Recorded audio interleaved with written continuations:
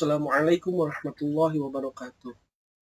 Izinkan saya memperkenalkan diri saya. Nama saya adalah Abdul Hamid Sofyan Harahap, NPM 1008008001309 dari Fakultas Ilmu Komunikasi.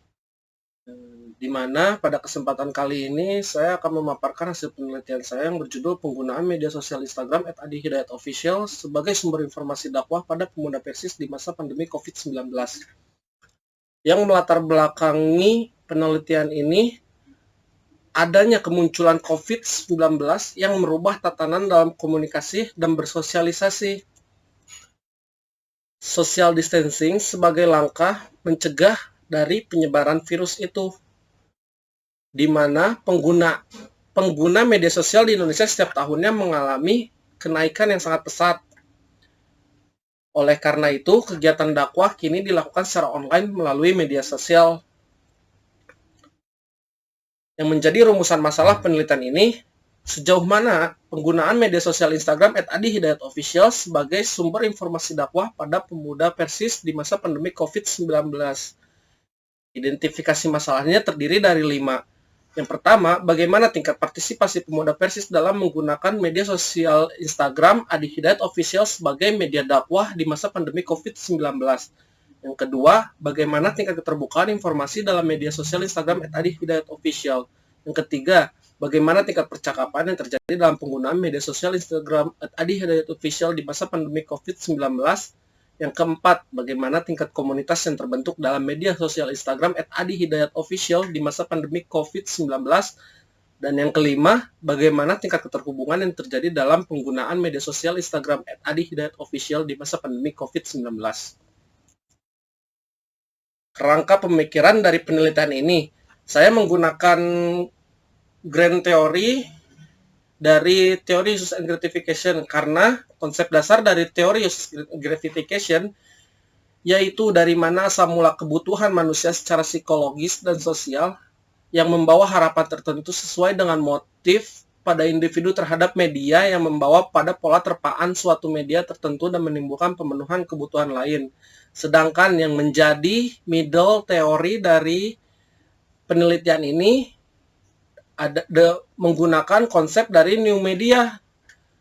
Mondri 2008 menyatakan bahwa new media merupakan media yang menggunakan internet, media online berbasis teknologi, berkarakter fleksibel, serta berpotensi interaktif dan dapat berfungsi secara private maupun secara publik.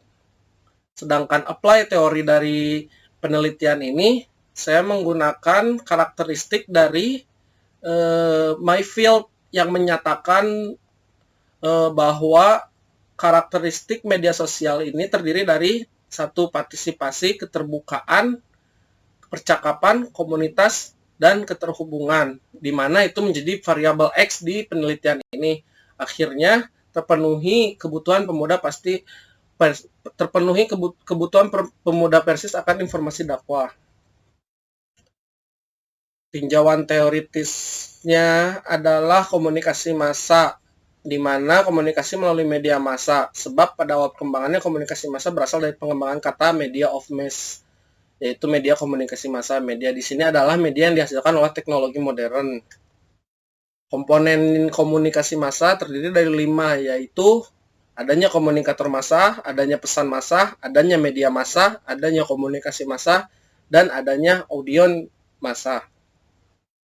McCall 2011 menyatakan new media adalah berbagai perangkat teknologi komunikasi yang berbagi ciri yang sama, yang mana selain baru dimungkinkan dengan digitalisasi dan ketersediaannya yang luas untuk penggunaan pribadi sebagai alat komunikasi. Sedangkan Nasrullah menyatakan media sosial dan perangkat lunak sosial merupakan alat untuk meningkatkan kemampuan pengguna untuk berbagi, bekerja sama di antara pengguna dan melakukan tindakan secara kolektif yang semuanya berada di luar kerangka institusional maupun organisasi.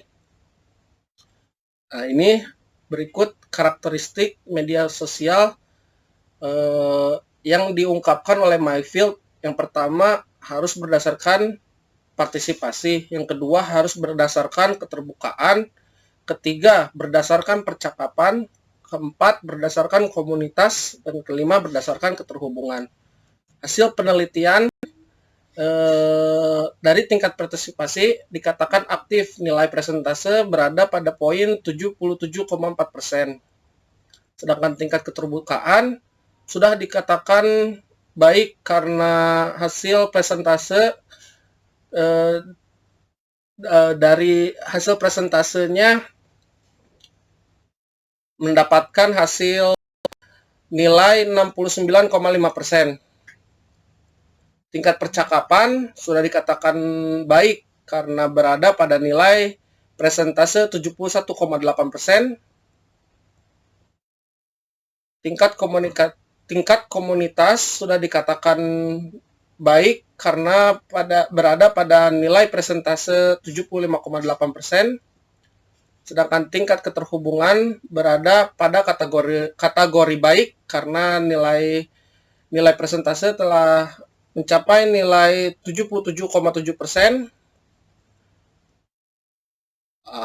Oleh karena itu penggunaan media sosial ini sudah dikatakan baik karena sudah mencapai nilai presentase 74,4%.